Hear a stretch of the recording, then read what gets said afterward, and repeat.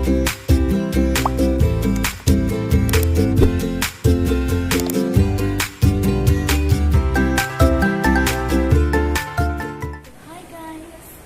This is Cherry Pagnaw and welcome back to my channel.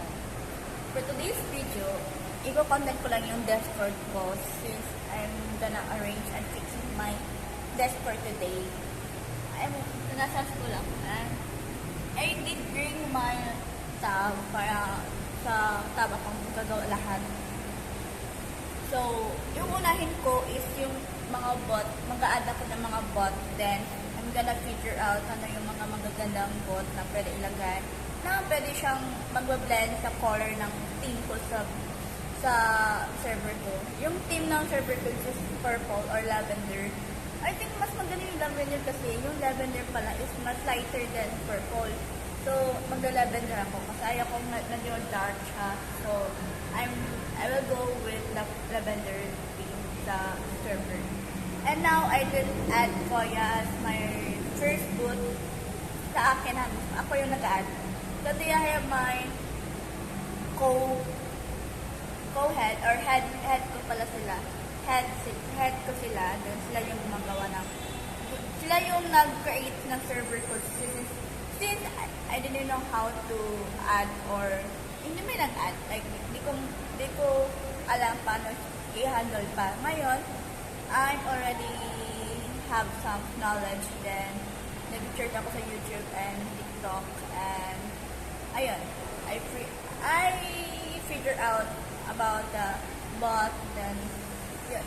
Ngayon, bot mo na yung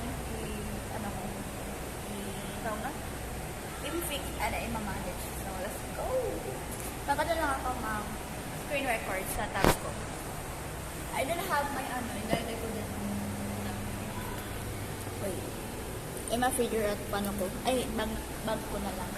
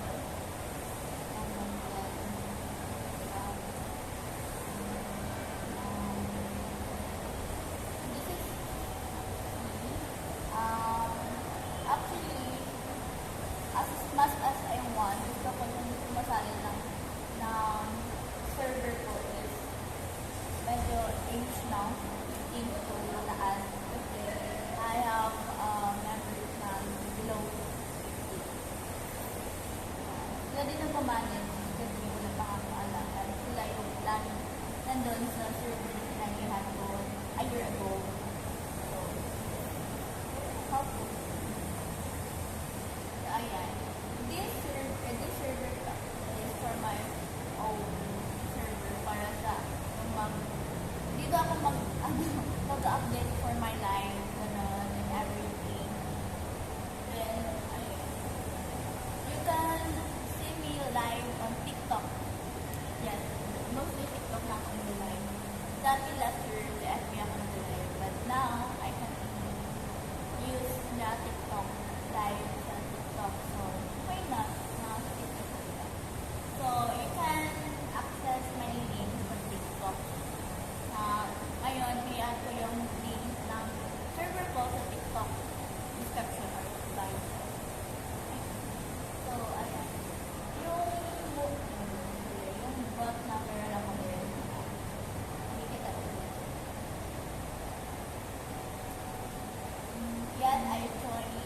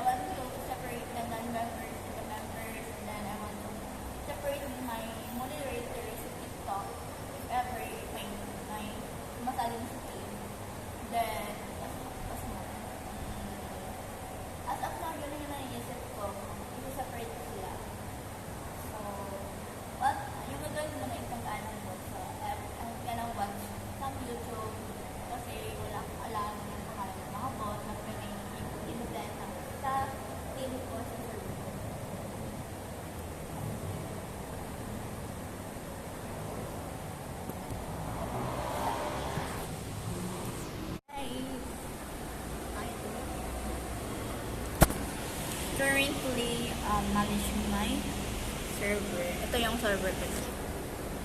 Ewan ko kung ano yung ito na lang. Ayan. Hindi ako makita pala. Ayun, pwede pala. Ayan. This is my server. And nalagay ko na si Koya. Si Koya! Look. Ito. Dito ko nito lahat sa mood. Yung mood, okay, mood na lang yan. Ay, wait. Natanggal pala yung wifi. Ito, wait lang. Hindi consistent yung hotspot ko sa cellphone ko.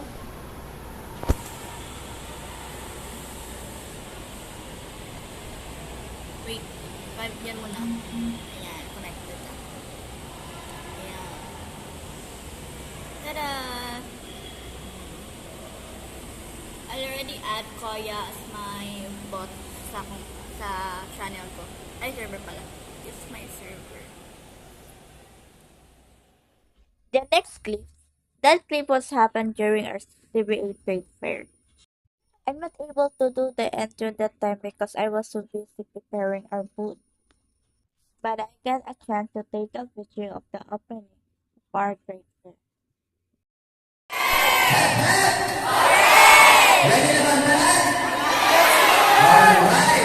So since sa gitna ginagawa ng expression na graphic, kaka-creative, ang ating mga market distance. So please, give a round of applause to each and everyone sa kanilang preparation sa ito-ang event today for our Trade Fair 2025, Igniting Young Minds, Bridging Theory and Practice, Maton and ready na po mo sa inyong mga process. So once again, welcome sa atong Trade Fair 2025 and back to you, partner Musa from the outside world. Thank you so much. I know everyone is ready from the inside world. Yes, everyone is ready. Our judges, our guest team is ready.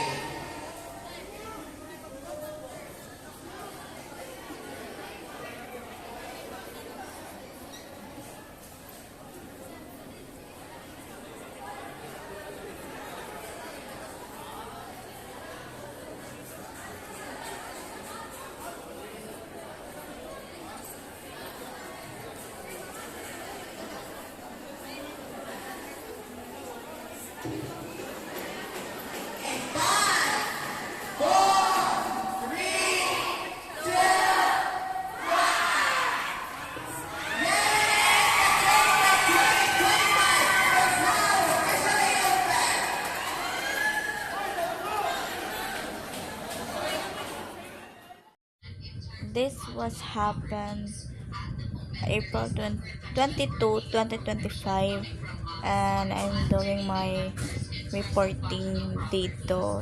Gumagawa ako ng visual aids. Ayan, sorry agad sa buho ko guys. Actually, malapit na time niyan. Gumawa ako niyan 7:30 na. Then our class start will be 8 p.m. So 20 minutes ko lang ginawa yan. And parang 4x4 yung bond paper ko niyan. So, I know 2x4. So, dalawang row ay column. Tapos apat na row. So, 8 lahat na bond paper. And ang nagpatagal sa akin dyan is yung pag-cut. Then yung yung pag-assemble, no worries na ako kasi nakasunod naman siya. And madali naman siyang i-assemble kasi it's only a word. So, alam mo ano yung kasunod ng mga words dyan kasi I'm the one who make that. And ayan. Ipapakita ko sa inyo yung reporting ko mamaya dyan sa next nitong clips. And please don't judge guys. That's how I doing my reporting in front of everyone. And if may mali man ako, please don't make it in bashing. Just make it in suggestion recommendation on what I should do in next time. Yan lang guys.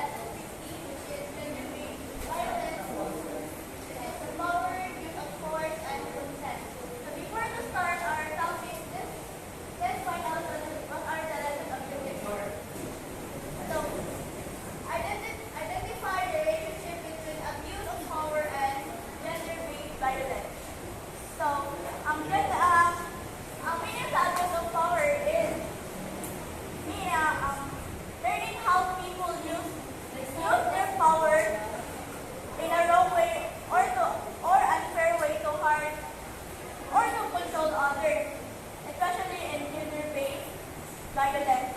Ang meaning nga niya, kaya ang usakan sa inagigamit niyang power in a wrong way. Not siya real and peke kapag kayo sa yung power. So, we will know about that later. So, second, understand that violence is gender-based. Violence includes more than physical harm. So, di ba, ang violence, nilirek siya ng pag-harm sa uban. Napo siya yung emotional violence. Unsa siya? Unsa example sa emotional violence di ay? So, mo niya example sa emotional violence. Parang, let's build a relationship ng uyab.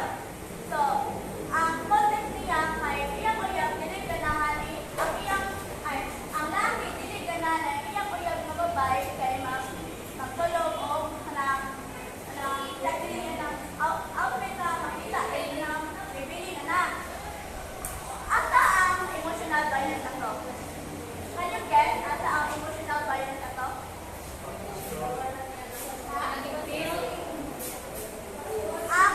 Ipokus ninyo ang feeling sa babae. Ano tayo ang feeling sa babae?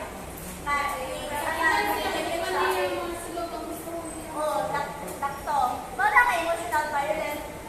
Dili niya ma-express na iyang gustong i-express iyang self. Wala ka emotional violence. So, let's can you understand what informed consent means and how it relates to gender-based violence? So, tayo, makalaman naman mo sa informed consent, di ba? Meaning nga lang niya kay wala consent. Saya na. Pagkuha o na permission sa usa ka tao. Wala informed consent. Okay. Introduction of the gender-based violence. So, in our previous lesson, itong last na lesson 15, di ba lang, talk about to gender-based violence. So, ngayon, ma-introduce na to ang type of power. So, this is the type of power. Six kabuok. So, ato na siya, i-install ang unang kabuok power. Good afternoon. It's near good evening pala. So, today, nag-iba ko lang classroom kasi I didn't want to be with the others para makafocus ako and I can do the things that I needed to do, like mag-edit para sa org namin. Since I really not still publishing our position yet, so that's why hindi ko pa pwede i-publish na I'm the new nag-editing. So, gusto ko lang i-update nyo guys is nung mandili pa election, May 12. So, yeah. Nakapag-vote na rin ako. Tapos, yung kahapon, sayang hindi ako nakapag-video kasi lahat super, hindi ko na-document lahat. After na nito ng turnover and awarding ceremony namin, tapos, itong part na to, na-stress na ako kasi mali yung naprintan ko. Instead of landscape yung ipaprint niya, ginawa niyang portrait. Kaya, hindi nagdugtong yung mga bond paper. Ginagawa ko kahapon is 1 to 3 p.m. nag-turnover or awarding turnover ceremony kami. And I will put the picture here sa mga natanggap ko kahapon. Then, or mamaya gabi, mag-vlog ako about it. Yeah. Or bukas. Tapos, ngayon, it's supposed to be the last day of our school year 2024-2025. Kaso, hindi pumasok yung proof namin kagabi. Kagabi, maganda sana kami variety show kagabi sa last service namin. 8 to 9:30, but our teacher didn't come to class. So, postpone yun this coming Thursday, bukas. So, I hope I can take a video during the variety show kasi I am the photographer, so I will take photos of them during the variety show. Yan yung purpose ko. Yan yung role ko bukas sa variety show.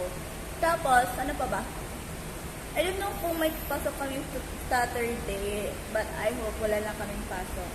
And right now, ayan, I'm studying. Malapit lang po sa door kasi nag-charge ako. Ayan.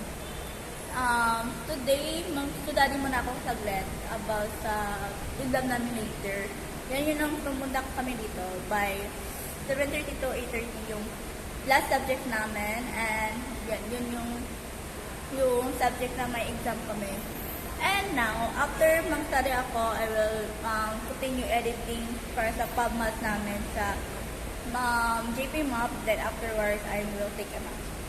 Ayun muna yun. Yun muna yung ano tawag nito?